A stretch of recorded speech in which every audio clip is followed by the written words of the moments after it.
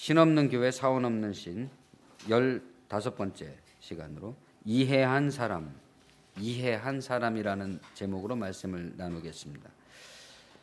하늘이 주시지 않으면 아무것도 받을 수 없다. 이런 신앙의 고백은 남북 정상회담에서도 느끼게 되는 그런 감회인 것 같습니다. 그러나 그 말의 의미는 하나님의 열심과 인간의 최선을 다 같이 포괄하는 그런 말이 아닌가 생각됩니다.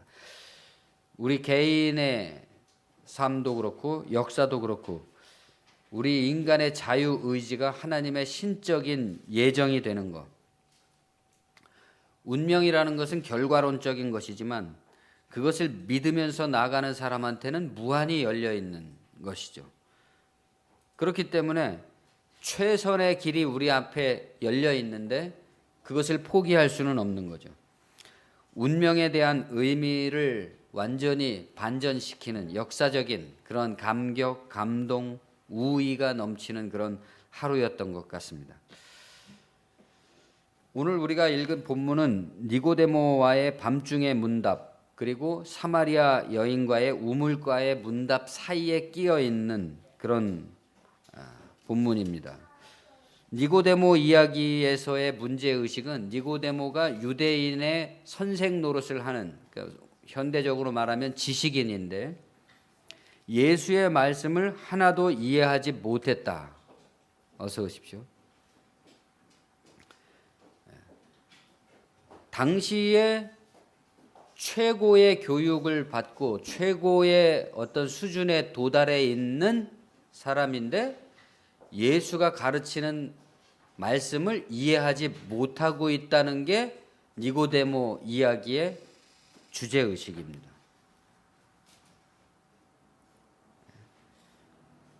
왜 니고데모는 예수의 말을 이해하지 못했을까요?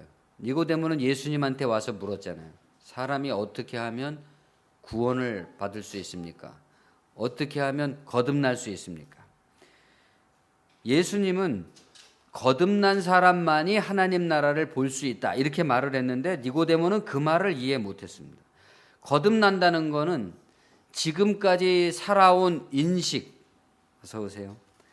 지금까지의 살아온 인식, 곧 존재의 방식에 대한 변화를 말하는 거죠. 그러니까 육이 아니라 영의 상태에서 자기를 자각하는 것. 영의 상태에서 자기를 자각하는 것을 거듭난다 그런다. 그것을 예수님은 바람이 임의로 불매 내가 그 소리는 들어도 어디서 와서 어디로 가는지 알지 못하나니 영으로 난 사람은 다 이와 같다. 이렇게 표현을 했습니다. 여기서 바람이나 영, 성령이라는 말이 헬라어로 다 같이 바람을 가리키는 푸뉴마라는 단어이기 때문에 이 말을 다시 해석한다면 거듭난 상태라는 것은 푸뉴마가 임의로 부는 것처럼, 바람이 임의로 부는 것처럼 그것이 어디서 왜 생겼는지, 왜 어디로 가는지 알지 못하지만 전체적으로는 그냥 바람이 불고 있는 자연의 현상인 것처럼 자기 자신을 그렇게 영의 상태로 이해하고 있는 사람은 푸뉴마와 같다. 이해가 되시죠? 네. 우리가 다 나라는 의식을 가지고 있기 때문에 나라는 것이 존재하는데 그 의식 속에는 아침에 눈을 뜨면서부터 저녁에 잠들 때까지 생각이라는 게 이어지잖아요. 다. 근데 그 생각이라는 게 다 푸뉴마다 바람이다 이겁니다. 바람이라는 건 속에 뭐가 안 들어있는 겁니다. 그냥 뭐가 있긴 있는데 안 들어있는 거. 그런 생각이 나를 주관하고 있는데 깨어난 사람, 영의 상태에 대해서 깨어난 사람은 자기 자신도 그런 바람과 같은 존재로 인식하는 사람이다는 거죠.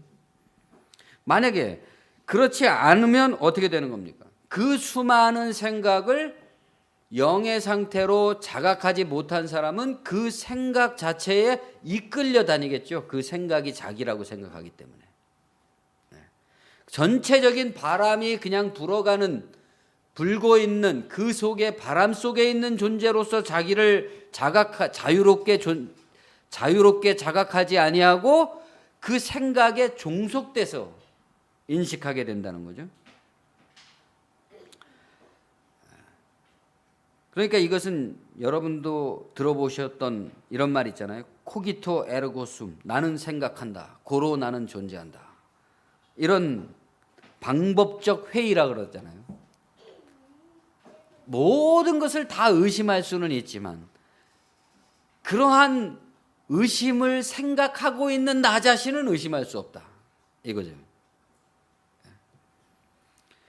영으로 거듭난 사람은 이러한 영의 상태로 존재하는 자기를 인식하게 된 사람이다. 곧 바람 속에 있는 사람이다 라는 겁니다. 그것이 그렇게 바람 속에 있는 것으로 존재하는 것이 그 어떤 교회에 가서 예배드리거나 찬양을 부르거나 뭐 어떤 봉사를 하거나 뭐 선교를 하거나 어떤 이런 종교적인 행위보다 더 근원적인 종교적 토대다. 인간의 종교적 토대다. 이걸 이해하지 못한 겁니다. 이런 말을. 바람 속에 있는 사람은 바람이 불 때 어떻게 합니까? 여러분, 비바람이 막 내가 어디 길을 가고 있는데 비바람이 막 불어닥치면, 폭풍우가 덮쳐오면 사람은 웅크리고 그것을 견디면서 나가는 거죠. 인위와 자연의 차이가 여기 있습니다. 쓰나미가 밀려와서 가족들이 죽었다고 할지라도 쓰나미를 향해서 막 욕을 하면서 그런 사람은 없죠. 그러나 인간이 누구에게 위해를 가해서 누가 죽었을 경우에는 항의를 하고 싸움이 벌어지지 않습니까? 자연의 비바람이나 폭풍우를 자기로 인식하면서 왜 나는 비바람이냐, 왜 나는 폭풍우냐 이렇게 한탄하는 사람은 없죠. 그러나 인이든 자연이든 그것이 일종의 바람, 현상이라는 것을 인식하고 견디며 나간다는 것은 달리 말하면 그것을 부인한다는 겁니다. 나에게 바람이 닥치고 있는데 그것을 견디면서 나가는 것은 그 바람을 인식하면서 동시에 부인하는 게 되는 거죠. 보면 부인하게 되는 겁니다. 못 보면 그냥 자기가 되는 거죠. 그것을 인식하지 못하면 자기가 부인되지 못하고 여러분에게 수많은 생각들이 들어올 때 미움, 괴로움, 고통 뭐 이런 수많은 생각들이 들어올 때 그것을 정확하게 인식하게 되면 그것을 부인하게 되는 거고 정확하게 인식하지 못하면 자기가 됩니다. 그게 그 바람이 자기가 되는 거죠.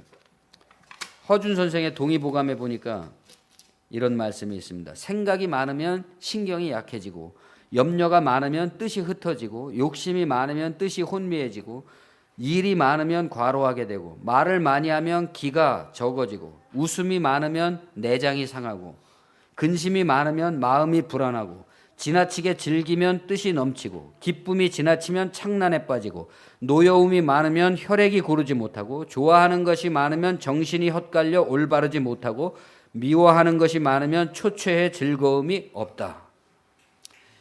다 육체에 대한 얘기를 하고 있는데 정신과 육체의 관계에 대해서 얘기하고 있는 거죠. 영의 상태에 자각되지 못하여서 자기에게 임의로 불어오는 바람을 자기의 상태로 인식하게 되는 것을 성경적으로 육이라고 그럽니다. 그렇게 해서 인식한 것을 육이라고 그런다. 사르크스라고 합니다. 육의 사람은 무수히 불어오는 임의의 바람, 영으로부터 자유롭게 되지 못한 사람이고 거기에 붙들린 상태이고 억압된 상태이고 매몰된 상태이고 그것과 일체가 된 사람입니다. 그러니까 무지와 무자각으로 영의 상태의 인식이 죽어 있는 사람, 영의 상태에 자각이 없으니까 죽은 상태죠. 그것을 생명이 없다 이렇게 말하는 겁니다.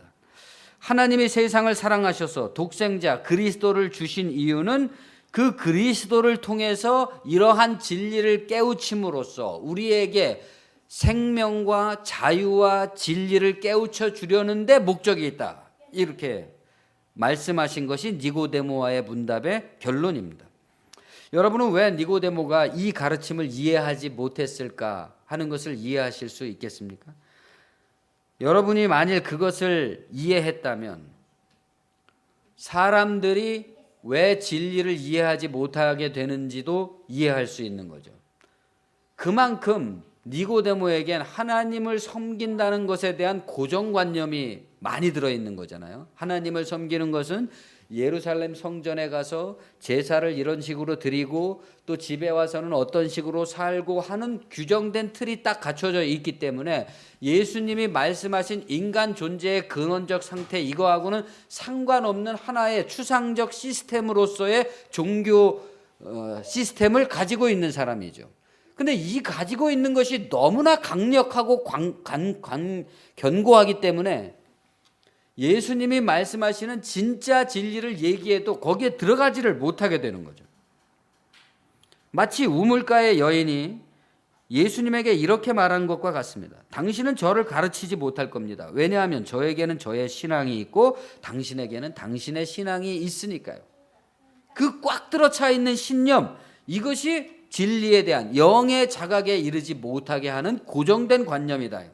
그러니까 예수님의 말씀의 모든 핵심은, 복음서의 말씀의 모든 핵심은 인간이 영적으로 깨어나지 못하게 만드는 모든 고정관념을 깨트리는 얘기죠.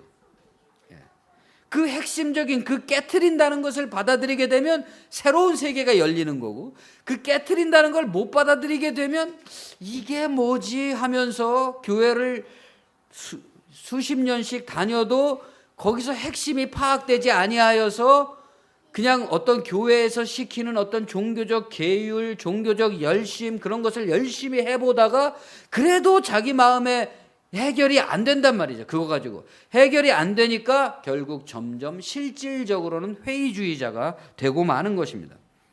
예수의 말씀은 그때까지 종교기관들이 가르쳐온 교의, 의식, 제례, 금식, 도덕, 봉사 같은 일체의 율법이 지시할 수 있는, 그것들이 만들어내는 교의와 율법과 고정관념으로 가로막고 있는 근원적인 깨우침에 대해서 말씀하고 있습니다. 그것은 몸과 영, 육체와 영혼을 나누어서 육은 더럽고 추하며 영은 거룩하고 고결하다 하는 식의, 그렇게 존재를 쪼개는 게 아닙니다. 인간은 영, 혼, 육 셋으로 구성되어 있다, 이런 식으로 삼분설이 아니란 말이죠. 인간은 그렇게 인간을 영혼과 육체와 혼과 뭐 이런 식으로 사람을 나누다 보니까 거기 그러한 관념으로부터 무수하게 틀린 생각들이 나온단 말입니다. 틀린 많은 사변들, 많은 쓸데없는 지식들, 거기서 나오는 쓸데없는 율법들, 이런 것들이 사람들을 지배하게 만드니까 진리에 입각하지 아니하고 온갖 허영과 기만과 부패가 나오게 된다 이거죠. 영혼으로 태어난다는 것은 오히려 육체의 단순성으로 돌아가는 것이다 이겁니다. 육체의 단순성. 일체의 허영과 허위와 위선과 기만과 부패의 더러운 바람, 그 더러운 바람이죠. 마음속에서 불고 있는 수많은 그 공허한 바람들, 그 바람으로부터 자유로워진 단순한 몸을 말합니다. 그렇게 단순해지면 어떻게 됩니까? 그러한 내 안에서 불어오고 있는 모든 그 영을 깨어서 부인하게 되면 뭐만 남습니까? 단순한 이 몸이 남게 되겠죠. 몸 자체. 이 몸 자체가 영이라고 하는 겁니다. 기독교에서 말하는 몸 자체가 영혼이 되는 거죠. 자기 존재가. 그렇게 되면 몸 자체가 영혼이 되는 단계가 되면 우리의 삶은 매우 단순하면서 어린아기처럼 자기 육체에 대한 기쁨과 감사와 찬양이 있다. 허영에 의해서 물들지 않은, 기만에 의해서 부패하지 않은 순전한 자기 몸에 대한 보양, 자기 몸에 대한 아름다움, 자기 몸에 대한 아낌, 이게 종교가 되는 거죠. 그래서 나에게 이러한 육체의 삶을 허락하신 신께 나의 육체의 삶으로서 만족하고 감사하게 된다 이겁니다. 그러니까 기독교는 사상적으로 도덕주의적 금욕주의가 아니라 뭔가를 좀 옷깃을 여미고 뭐 그럴듯한 인간이 돼야 된다는 그런 게 아니라 오히려 몸의 단순함으로 돌아가는 자연주의적 미니멀리즘이다, 이렇게 이해해야 될 겁니다. 그것은 영과 육에 대한 뿌리 깊은 오해와 그 교의로부터 비롯된 어떤 종교적인 율법과 그 율법을 핑계로서 구축한 거대한 종교기관, 체계, 조직, 권력, 이것들을 부정하는 겁니다. 그걸 부정해야지만 자기 자신의 몸의 종교로 돌아갈 수가 있는 거죠. 이 세상 속에 만들어져 있는 거대한 어떤 체계로서, 가치 체계로서의 종교기관이라는 것도 하나의 영이다 이겁니다. 하나의 거대한 영이죠. 그 영이 사람들을 지배하고 있는 거잖아요. 어떻게 지배하고 있는 겁니까? 가장 단순한 자기 육체에 대한 찬미, 자기 육체에 대한 감사, 그것을 주신 하나님께 대한 찬양, 이런 것들을 가로막고 있는 거죠. 그것을 가로막고 교회로 그 사람들을 끌어다가 교회에서 통용되는 어떤 도덕과 율법의 체계를 만들어 놓고 거기서 그럴듯한 예배를 드리게 하는 겁니다. 그러니까 거기서 예배를 드릴 때는 그럴듯한 사람이 되는 것 같은데 실제로 그 사람을 이루고 있는 근본적인 바탕은 진리에서부터 멀다. 최소한의 몸의 상태로 돌아가서 몸을 아끼고 몸을 사랑하자는 주의.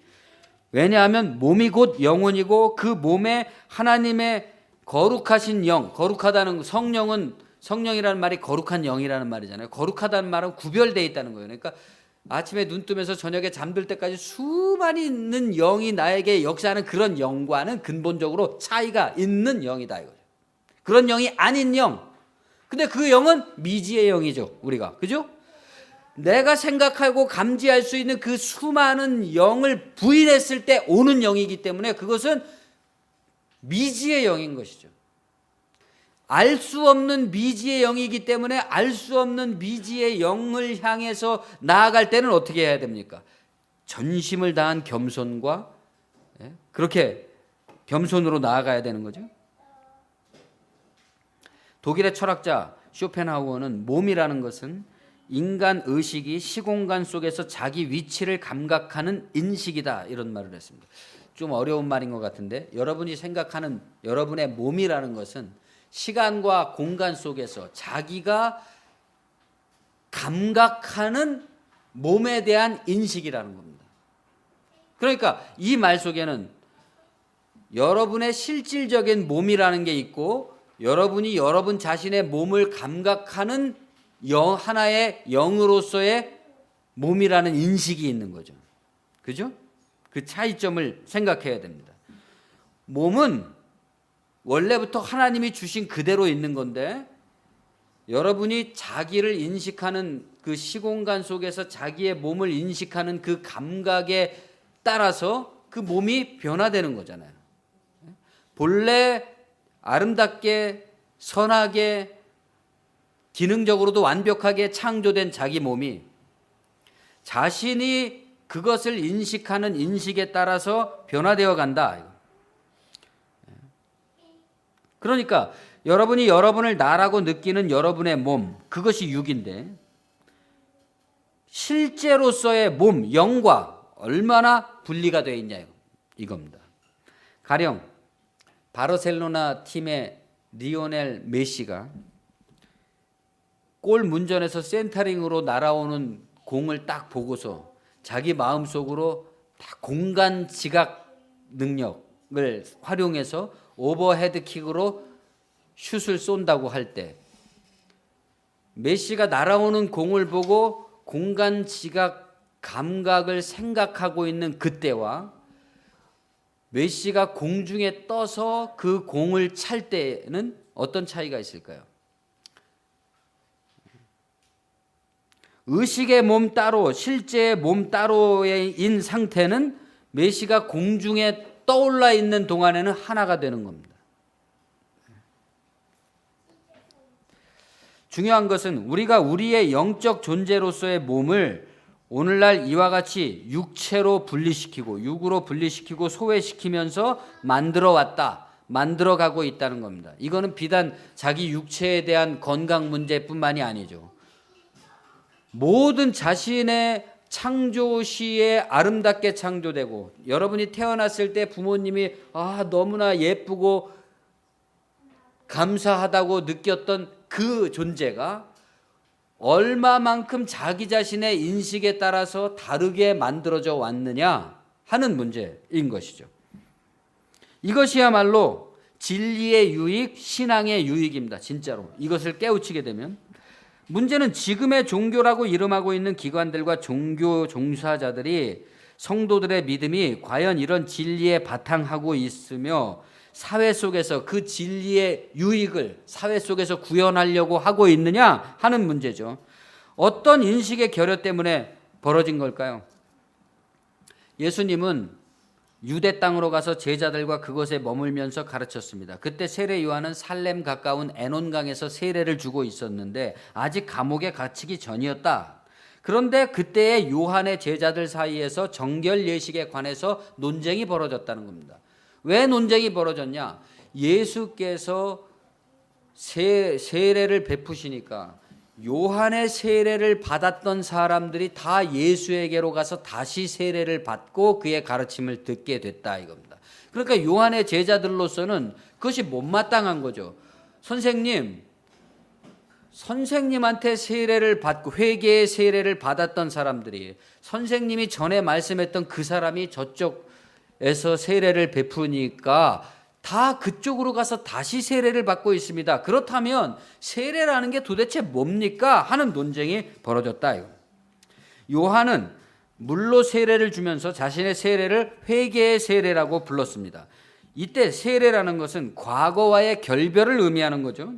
그러니까 과거와의 결별이라는 것은 과거와 결별을 했지만 뭔가 새로운 것이 와야만 되는 거잖아요. 결별이 확실하게 되려면. 근데 세례 요한의 세례는 과거와의 결별을 얘기하는 거예요. 뭔가 새로운 게 온 게 아니라. 그래서 세례 요한은 뭐라고 말했습니까? 자기는 메시아가 아니다. 뭔가 새로운 것을 주는 사람이 아니라 과거와의 단절을 얘기함으로써 새로운 것을 준비하게 하는 사람이다 라고 얘기했다는 겁니다. 요한의 설교는 지금까지의 과거를 답습해온 믿음과 행실이 잘못된 현실에 도착을 하게 됐으니까 과거를 청산하고 결별해야 된다고 권한 겁니다. 그런데 지금까지 답습해온 삶이라는 게 구체적으로 뭡니까? 사두개인, 바리새인, 에세네인, 젤로 땅 같은 것들이죠. 오늘날로 말하자면 여러분이 지금까지 해온 방식, 여러분의 삶을 구원하기 위해서 지금까지 해온 방식이 뭡니까? 장로교, 순복음, 침례교, 감리교 이런 식으로 얘기할 수 있겠죠. 불교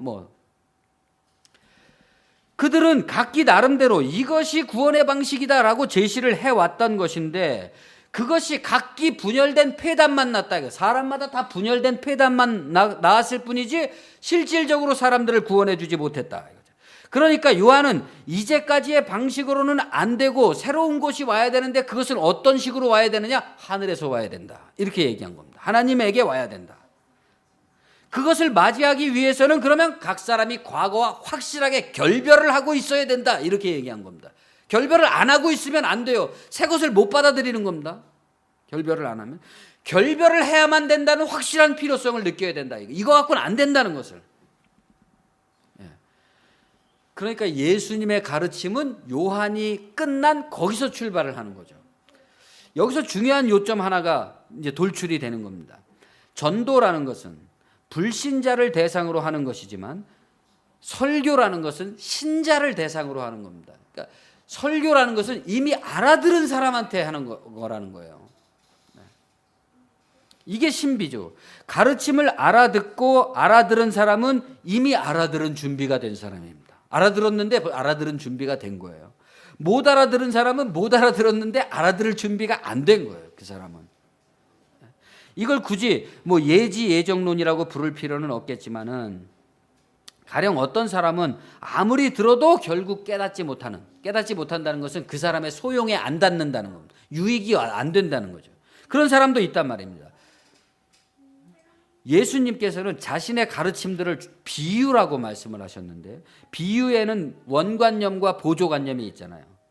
보조관념을 듣고 원관념을 깨우쳐야 되는 거죠. 원관념을 직접 얘기해 줄 수는 없습니다. 그런데 보조관념을 아무리 설명을 해 주어도 원관념에 도달하지 못하고 보조관념의 문자에만 매달리는 사람은 허락받지 못한 사람이죠. 그 비유를 깨달을 허락을 받지 못한 사람입니다. 허락받은 사람이니 허락받지 못한 사람이니라고 말하는 것도 하나의 비유죠. 예? 마음이 완악하다는 것은 거듭나지 못했다는 것, 영혼이 자유롭지 못하다는 것, 즉 인식이 과거의 고정관념에 사로잡혀 있다는 겁니다. 자기가 알고 믿고 신념하는 그것 외에는 수용할 줄 모르는 사람. 그러니까 예수님이 가르치고 있는 것은 과거의 의인이나 선지자들도 보지 못했던 것이라고 그랬잖아요. 그 말은 무슨 말입니까? 과거의 의인이나 선지자의 삶이 하나의 비유라는 거죠. 그들의 삶이 가리키는 원관념이 예수의 가르침이라는 겁니다. 그런데 이스라엘 사람들은 어떻게 하는 겁니까? 과거의 의인들과 선지자들을 기린다라고 하면서 우리는 그분들을 존경한다, 그분들을 기념한다, 그분들의 무덤을 꾸민다, 기념식을 연다, 그러면서 보조관념을 끝까지 붙들고 있는 거예요. 원관념이 안 오고. 가령 지금도 남과 북의 분단 체제가 만들어낸 골육상쟁의 역사, 이게 보조관념이잖아요. 지나간 과거니까 우리에게 다 비유입니다, 이것이. 그 보조관념에 대해서는 온갖 분열증적인 명분들을 정치적 구호로 내세우고 있으면서도 그러한 과거의 적대로 말미암아서 얼마나 많은 개개인들이 희생을 당하고 그 가족들이 처참한 일들을 겪었는지, 그러한 희생들이 간절히 바랬던 어떤 미래상, 그게 오늘이잖아요. 그게 오늘 우리잖아요. 간절히 바랬던 그 미래상인 원관념에 대해서는 끝까지 거부하는 거예요. 보조관념만 좋다는 거죠. 과거에 걔네들이 우리를 얼마나 많이 괴롭혔는지, 얼마나 많은 적대 행위가 있었는지 어쩌자는 겁니까? 계속 그냥 그 보조관념에 사로잡혀서 서로가 적대하고 대결하는 국면으로 계속 나가자는 것 뿐이죠. 왜 좀 거기서 벗어날 수 없을까? 그런 답답함과 의구심이 듭니다. 마치 이런 거와 같습니다. 복음은 죽음으로 상징되는 상태에 대한 반전이죠. 그러니까 복음이라는 것은 죽어야 사는 겁니다.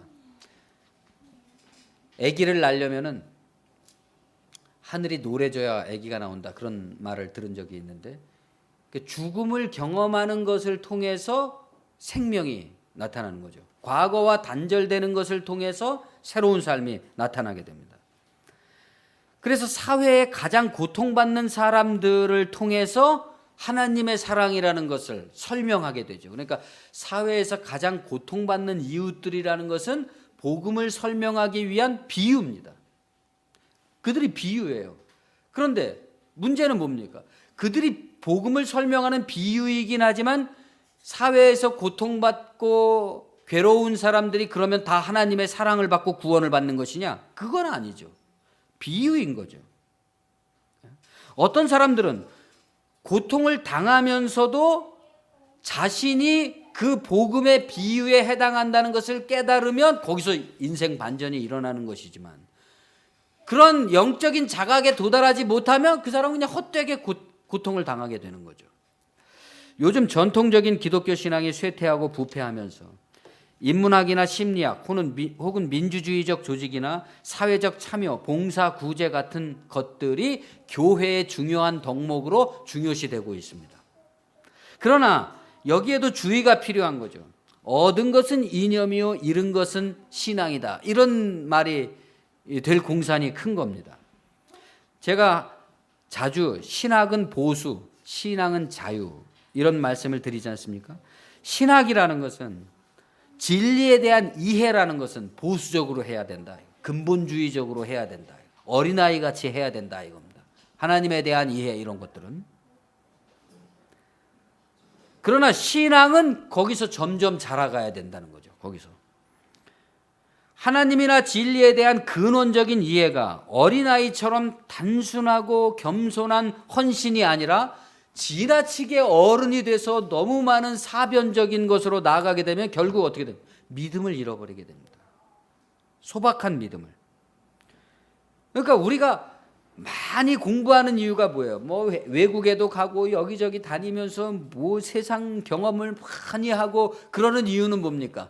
나중에 다 자기가 태어난 시골로 돌아가기 위해서 그런 거죠. 처음으로 돌아가기 위해서. 처음으로 돌아갈 수가 있어야지 못 돌아가고 그냥 떠돌아 버리면 안 된다 이거죠. 우리의 신앙이. 오늘날 신앙의 문제는 교회의 부패와 신학의 사변성에도 있지만 교회 안에 우리의 신앙 안에 가만히 들어온 사람들 곧 무신론적 견해의 만연도 큰 문제가 있습니다. 지금 워낙 교회가 부패했기 때문에 이거하고 싸우는데도 정신을 못 차리기 때문에 간과되고 있을 뿐이죠. 그러는 동안 우리의 신앙 안에 우리의 교회 안에는 무신론적 견해들이 만연되고 있죠. 적은 누룩이 온 동이에 퍼지는 것을 알지 못하느냐 그랬지 않습니까? 그런데 이 교회의 신앙을 빙자한 잘못된 어떤 신앙의 행태라든가 또는 무신론적 견해라든가 이것은 둘은 서로 싸우는 것 같지만 결국 영적인 관점에서 보자면 과거로부터의 결별이 아니라 똑같은 과거의 답습에 있어서는 하나다. 그 둘은. 그 둘의 정신은 뭡니까? 나는 안다. 나는 가졌다. 라는 어떤 자득의 정신이다. 이거죠. 그러나 우리가 알다시피 거룩한 영이라는 것은 내가 알 수 있는 것은 내 속에 들어오는 바람에 대해서만 자각할 수 있는 것이지 그 모든 것을 부인했을 때 오는 거룩한 성령은 미지의 바람이란 말이죠. 미지의 바람은 내가 아는 게 아닙니다. 아는 게 아니라 모르는 것을 향해서 나가는 거죠. 모르는 것을 분명히 존재하시지만 모르는 것을 향해서 나갈 때는 온 정성과 행동으로 자기 몸으로 나가야 되는 거죠. 이게 예수께서 말씀하신 영혼과 행동으로 예배드려야만 된다고 하신 것이죠. 요한과 예수님의 시대에도 똑같았단 말입니다. 심지어 요한의 제자들 사이에서도 자기들이 지금 하고 있는 요한이 하고 있는 일은 뭡니까? 세례 주는 일이잖아요. 그 세례 주는 일이 너무나 중대한 거예요. 요한의 제자들은. 그래서 예수가 저쪽 건너편에서 생명을 살리고 죽이는 진리에 관해서 이야기한다고 한들 그거는 내가 시간이 좀 남으면 알아볼 일인 거죠. 나는 지금 세례 주는 이 요한의 사역에 너무 열심히 하고 있으니까 말이죠. 사람들이 지금 이런 시국이다 이겁니다. 그러나 요한의 세례가 말하는 게 뭐라 그랬습니까? 과거의 결별이라 그랬잖아요. 그러니까 더 중요한 건 과거와의 결별을 요구하는 설교의 반복이 아니라 과거와 결별한 다음에 뭐가 오느냐가 중요한 거죠. 그 뭐가 오느냐에 대한 얘기를 지금 해야 되는 건데 요한의 제자들은 그거는 좀 나중의 일이고 빨리 과거와의 결별을 해야 된다는 걸 계속하고 반복하고 있는 거죠. 그리고 자기들이 하고 있는 그 일이 자기들의 일이니까 이게 너무나 중대하기 때문에 예수의 진리를 거부한다. 시기를 내고 있는 거죠. 그래서 이렇게 묻는 겁니다. 선생님께서는 물로 세례를 주심으로써 사람들을 깨끗하게 해줬지 않습니까? 그런데 저 예수라는 양반은 단지 가르치고 있을 뿐입니다. 사람을 깨끗하게 해주는 게 아니라. 그러면 선생님이 주시는 세례와 저 사람의 가르침 중에 어느 것이 더 중요한 겁니까? 사람들이 보기에는 세례가 훨씬 더 뭔가를 하는 것 같죠. 가르침보다는. 그런데 제가 놀랍고 감사한 것은 예수는 단지 가르치셨을 뿐인데 사람들이 그리로 몰려갔다는 겁니다. 요즘 사람들은 단지 가르치는 건 좋아하지 않죠. 예? 교회에서 단지 가르친다 그러면 좋아하지 않습니다. 요즘 사람들이 생각하고 있는 교회는 뭡니까? 모든 것을 다 갖추어야 돼요. 예? 그럴듯한 모든 것을 다 갖추어야 됩니다. 지난 100년간 번영주의와 성공신학이 빚어놓은 경영주의적 목회관에 따르면 기업처럼 교회도 뭔가 끊임없이 하고 있어야 된다는 겁니다. 가시적으로 그 뭔가를 하고 있는 교회를 사람들은 괜찮은 교회라고 부르는 거죠. 그러니까 교회 성장학이라든가 리더십 세미나, 교회 디자인, 목회는 부동산, 목회의 99%는 목회 성공의 99%는 건물, 예배든 선교든 봉사든 교회에서 하는 모든 일들이 결국은 돈 넣고 돈 먹기가 됩니다. 아마 이 돈 넣고 돈 먹기 목회 경쟁에서 가장 뒷전으로 밀리는 게 있다면 그게 가르침이죠. 그러나 알고 그랬던 건지 모르고 그랬던 건지, 다행인지 놀라운 일인지 1세기의 유대인들은 요한의 세례 사역보다는 예수의 가르침 쪽을 따라갔다 이겁니다. 무엇이 그 사람들을 그리로 이끌었던 건가요? 예수가 사회적으로 그럴듯한 뭔가 사역을 펼쳤기 때문인가요? 그건 아닙니다. 그는 단지 가르쳤을 뿐입니다. 어떻게 가르쳤습니까? 예수님은 평생 책을 한 권 쓴 것도 아니고 땅에 글자 몇 글자 끄적인 거 말고는 글을 쓴 적도 없고 그냥 가르친 거예요, 사람들을. 그리고 요한의 제자들은 그 단지 가르칠 뿐인 그것을 자신들의 세례와 대비시켜서 그게 뭐가 그렇게 대단한 것이길래 사람들이 그리로 몰려가느냐라면서 시기를 내고 있는 겁니다. 그때 요한이 말합니다. 하나님이 사람을 가르치지 않는다면 사람은 저절로 아무것도 가르칠 수 없다. 이것이 요한의 대답이죠. 무슨 말입니까? 그것이 회개의 세례든 가르침이든 의식이든 제례든 예배든 성찬이든 봉사든 그 어떤 것일지라도 하나님이 사람을 가르치지 않는다면 그 사람은 아무것도 배우지 못한다라는 말입니다. 예수와 요한의 진정한 차이점은 뭡니까? 사람의 가르침과 하나님의 가르침이라는 차이인가요? 복음서 기록자가 요한은 인간의 가르침으로 세례를 베풀었던 것이지만 예수는 하나님의 아들로서 가르치셨다. 이런 걸 강조하려는 말입니까? 그런 말이 아닐 겁니다. 이 말은 요한과 예수를 두고 그러니까 진리를 놔두고 진리는 따로 놔둔 채 세례가 중요하냐 가르침이 중요하냐 뭐가 중요하냐 하는 끊임없는 논쟁들에 대한 일깨움이죠. 그렇게 교회에서 이것도 하고 저것도 하고 저것도 하고 이것도 하고 어마어마한 많은 사업들을 할지라도 그것이 진리와는 다른 겁니다. 하나님이 그 사람에게 뭔가를 주지 않으면 사람은 하나도 뭔가를 얻을 수가 없다. 그런 노력을 가지고. 그런 게 중요한 게 아니라 요점의 핵심은 그 사람이 정말 과거와 결별했느냐 바뀌었느냐 하는 문제인데 그것을 보증해 주는 게 뭐라는 겁니까? 하나님만이 보증한다는 겁니다. 그거를. 그렇기 때문에 표면적인 것을 두고 요한의 세례와 예수의 가르침 중 어떤 것이 더 중요하냐 따위를 따지는 것은 문제도 되지 않는 얘기다 이겁니다. 그렇게 논쟁을 하고 있는 너, 당신 자신이 하나님에 의해서 내가 변화된 사람이냐라는 질문, 거기에만 대답이 있다는 거죠. 하나님이 사람을 가르치지 않는다면 사람은 저절로 아무것도 가르칠 수 없다는 말은 이미 그 하나님의 가르침을 이해한 사람만이 할 수 있는 말입니다.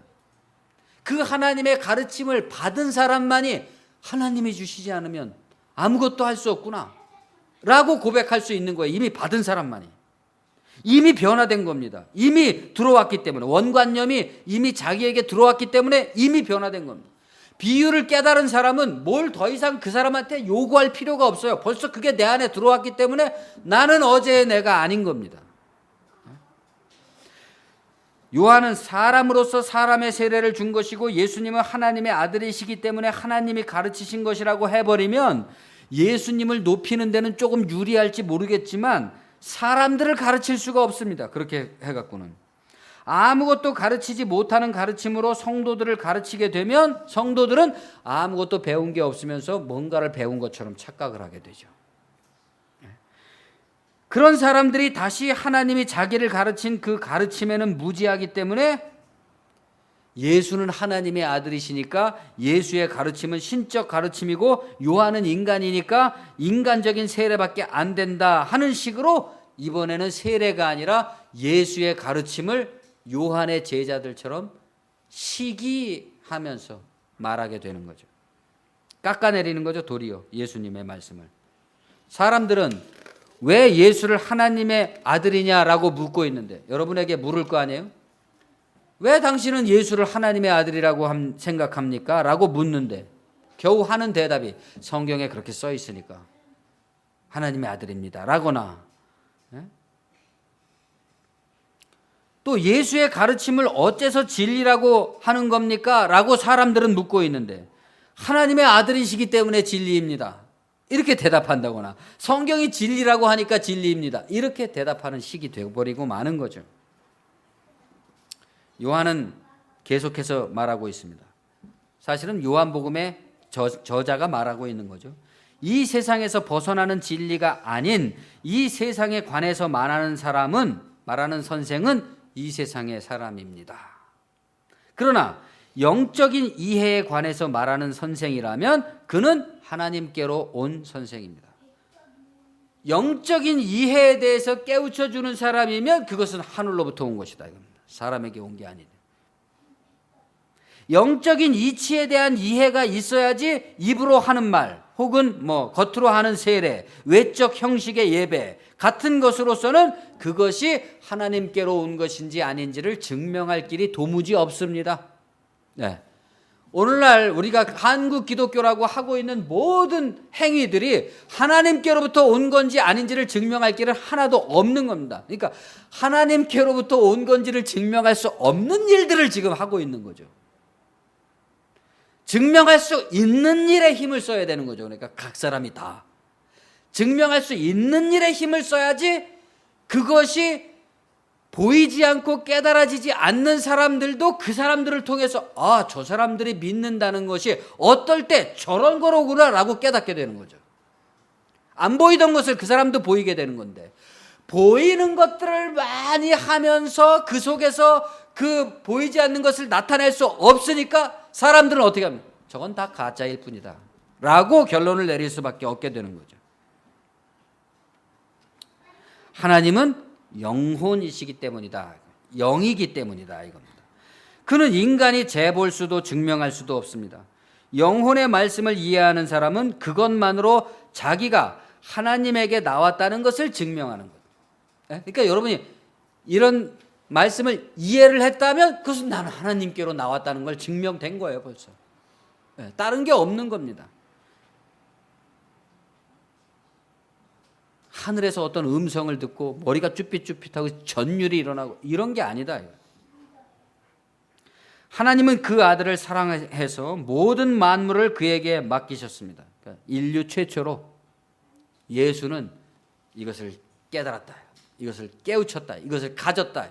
그래서 그것을 모든 만물이 그에게 달려있는 거죠. 이제 그분이 최초니까 그분한테 달려있는 겁니다. 하나님이 이 진리의 말씀을 이 복음을 그에게 맡겼다 이겁니다. 하나님의 아들을 믿는 사람은 그렇기 때문에 그 하나님의 아들을 믿는 사람, 그의 가르침을 이해하고 받아들이는 사람은 누구나 그와 같이 과거와 결별한 생명을 얻게 될 것이고, 그렇죠? 그 하나님의 아들의 말씀을 믿지 않는 사람은 과거와 마찬가지의 상태 그대로 있게 될 것이다. 이게 저주고 심판인 겁니다.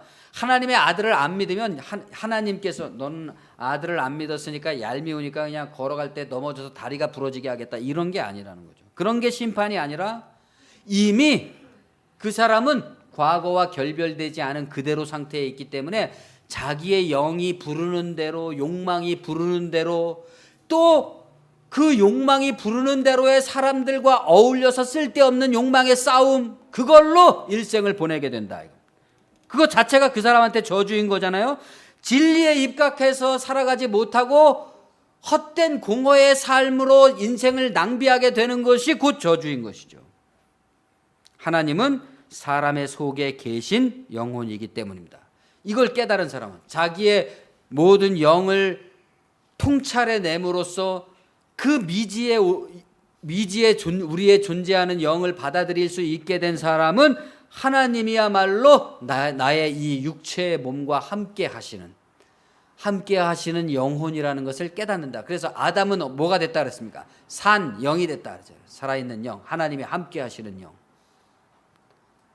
아담이 선악과를 먹게 돼서 자기 나름의 판단이 생겼을 때 어떻게 했습니까?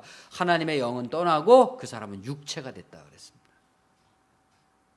그 육체로 태어난 우리가 이제는 하나님의 성령을 영접함으로써 그 최초의 아담이 산 영이 됐던 것처럼, 그 몸 자체가 살아있는 영혼이 됐던 것처럼 돌아가는 거죠.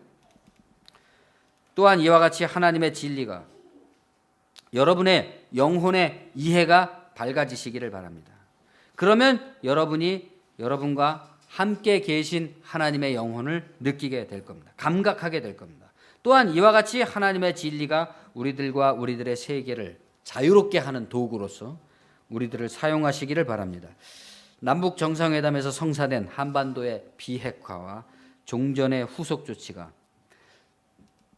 반발하는 사람들이 있으니까 아마 경이로운 속도로 좀 이루어져 가지고 통일로 가는데 걸림돌이 되는 모든 고정관념과 과거의 낡은 답습과 관념과 행태들이 미처 자기들을 성찰하기도 전에 다 깨뜨려지기를, 또 그러한 역사가 정말 5월의 실록처럼 푸르게 생명력으로 가득 채워지기를 바랍니다.